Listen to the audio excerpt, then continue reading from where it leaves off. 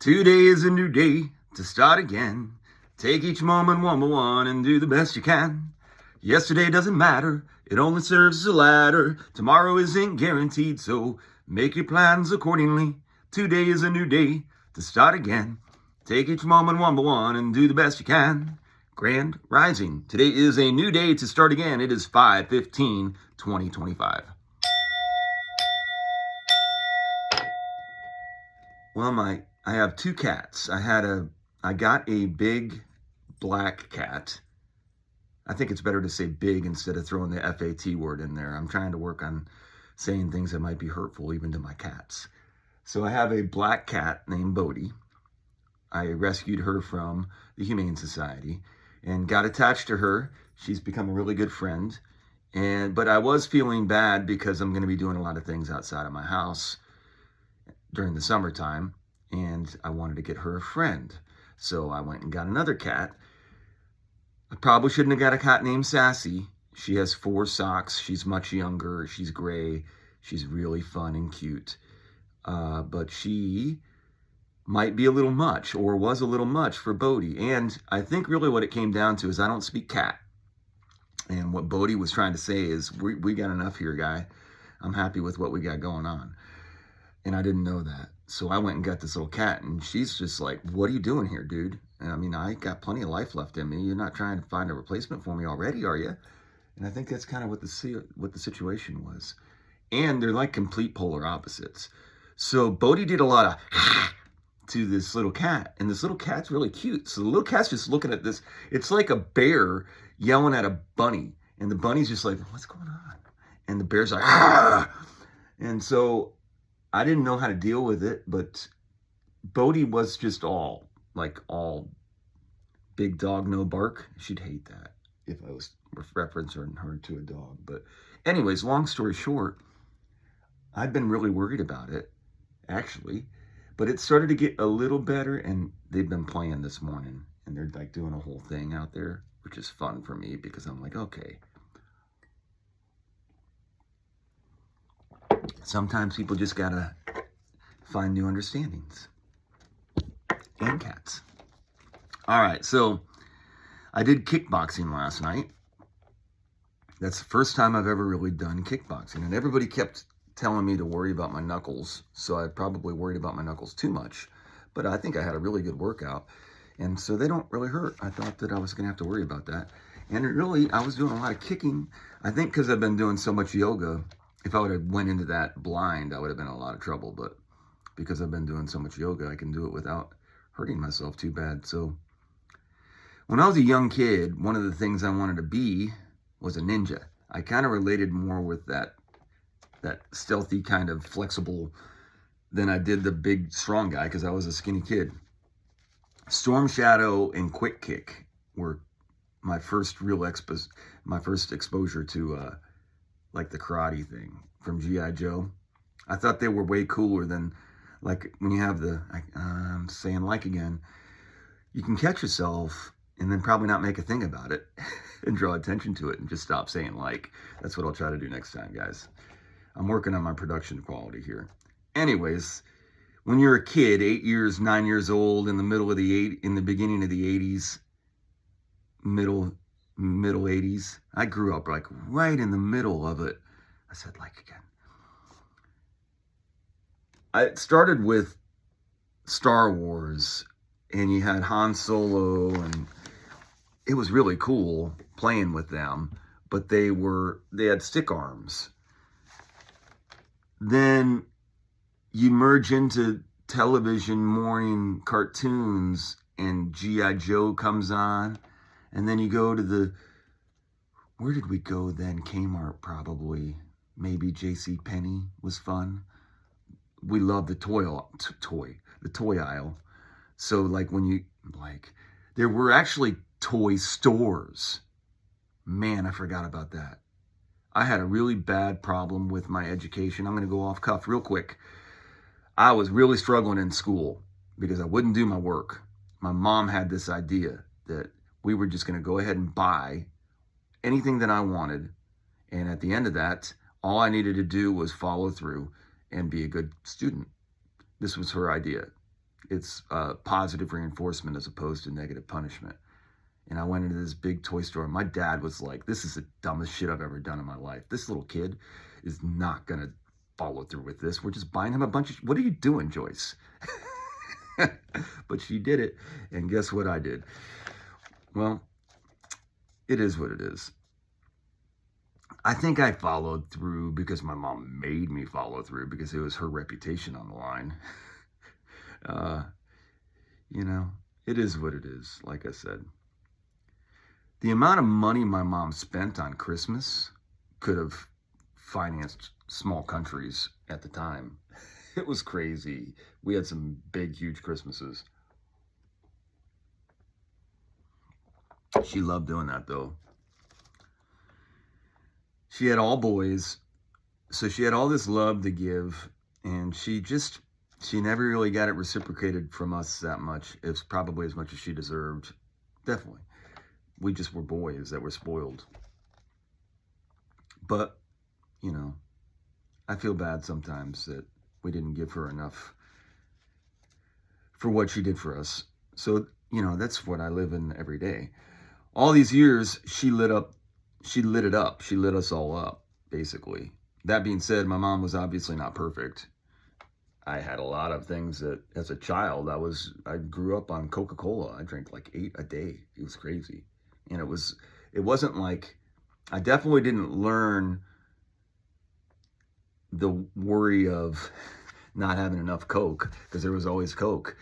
You didn't only have 6 and you have to divide that amongst 8 people. You had plenty of Coke cans. And there's so many that they're just laying around, and your mom's bad about it too. So then there's ashes in the Coke cans, and you take a sip. It's awful. So there was a lot of bad things too, but so you can't, like, one of the problems I think we have after someone passes away is we do tend to glorify them to a point where it's unattainable if you're trying to live up to something or fill shoes of. That being said, there are some of us that are just better than others, and my mom was probably one of the best. I wanted to be a great dad for my mom. If I can fight through this without crying, that's impressive. It was very important to me. Maybe the most important thing in my life was to be a good dad for my mom, like for her grandchildren. And when that was destroyed, I've never really, it should have, I mean, for most, it should have, and it did really destroy me. It destroyed me. I had to destroy my idea of being my mom's good son and being a good father. I had to just let it go because it's done. I flunked. You're not going to get that F off the report card. So, but I've never had any quit in me. You just go back to the drawing board. I never liked school in the first place. I can't go back in time. It was for the best. I failed. Get them out of there. It's not funny. None of this is funny. I'm not trying to say that it is, but I have to deal with it every day. So my oldest biological daughter, I guess you have to say that to give reference to what it is in my complicated life. She, when she was born, and I called my mom on the phone from the hospital, I think I used a phone that was a landline, to reassure her that I was going to be a good dad is really what I wanted to tell her, that I had a baby. She knew that it was all happening, but I got to call her for that moment. And I can do it. I could not cry here. It was the greatest moment of my life, honestly. I think about that moment. Not as much as I should, but whenever I do, I'm like, yep, that's it. That was it. So I am so sorry, Mom. I tell her that often. And I think that's the best I can really do. And try to make improvements and do what she would want me to do. You know what she would say? Don't be sorry. Don't be sorry. Sorry's never any good. It's not even a fun game, really. Sorry. It's so mean. Sorry. And then you got until it happens to you. And then you're like, eventually it bubbles into, I hate you. You should have never stole my boyfriend. don't steal each other's boyfriends. That was my one rule for my daughters. I'm like, yo, that's one you don't want to do. That's a line. If you cross that, that is a bad one. Just don't. I don't care how it is. Don't. She could be I think it comes down to, it could be the love of your life. Literally, one thought it was the love of their life, and then they have a problem, and 5 years later is, I guess if one of them passes away, you can go in, but sisterhood and brotherhood, I just think that you're not supposed to do that. It's like one of the oldest stories, though. So girls, just try not, and if you do, though, I guess you just have to adapt to it from that point. But so really my motivation is this attitude that my mom gave me. Is it a psychological disorder?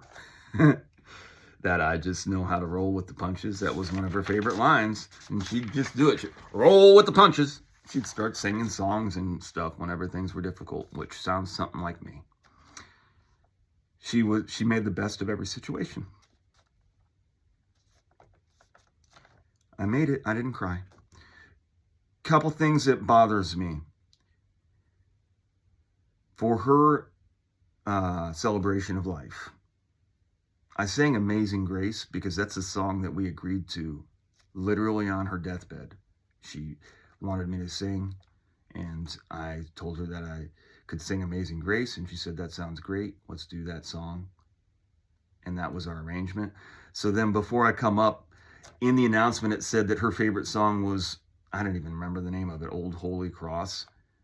And basically it's alluded to it that that's her favorite song, but David, her son, instead of that, is going to sing a different song. And so then I had to go up, and that's how it was framed, basically. But I was like, whatever. It did bother me because I don't know that it was an accident. It probably was, but it's an oversight that shouldn't have happened. But it did. So you just roll with the punches and put on your happy face and go up and do the most important song of your life because you want to sing a song well for your mom that you prepared for. I put a lot of effort. And it was alluded that I should change songs. And I'm like, I'm not changing the song that I just spent fucking 3 weeks working on. You fucking kidding me? It did really piss me off. And I had to hold that all in and then go sing and try to, and it also was, I don't want to get into personal stuff on here, but there was also something in the video alluding to me. The video, basically, that commemorates my mom's life, at least the last 11 years of her life. And then it said something about me in it, where it has it in her voice. It says, David, have you went back to school yet? It literally pauses in the middle of the small portion where it does talk a little bit about her children and her life. That was how many years? 45 years before that would be a safe number. But I don't want to be offensive here, but it was offensive. So I never really have publicly said anything about it, but it was public in there. So that's my response to that. All of that was in poor taste. So that's kind of where that lingers with me every day. I probably shouldn't have brought that up, but that was something I was thinking about this morning because I watched the video a few times. I've got it downloaded so I can watch it on thing. It's my whole mom's life, basically, is what it's supposed to be. And it is very nice the way it's done. It's a tribute to her, but there's some things about it that I didn't love. But, you know, I didn't put it on. The one thing, so I have, whenever I finished, I got to say goodbye to both my parents, kind of. My dad, I don't think he really understood what I was saying when I was saying goodbye, but I was trying to reassure him, the best of my abilities, that life would go on well without him. But my mom, I got to lay with her knowing that she was going to be passing away later that afternoon. And I got to spend time with her. And selfishly, I asked her for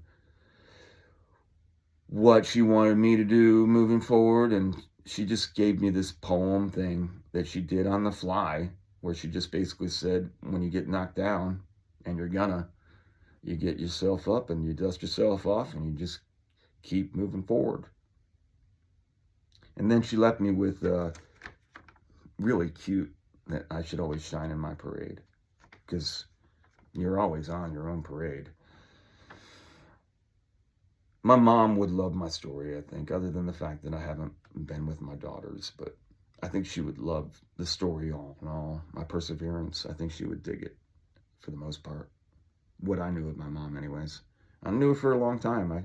Pretty much my whole life. I think I knew her as well as anybody did. I'm writing my story for her, and that's basically what I'm trying to do. And I was her baby. I'll always be her baby. I really have devoted pretty much all of my time to the one thing she did say to me, because her life was cut short and she was upset about that, was she told me to concentrate on my health.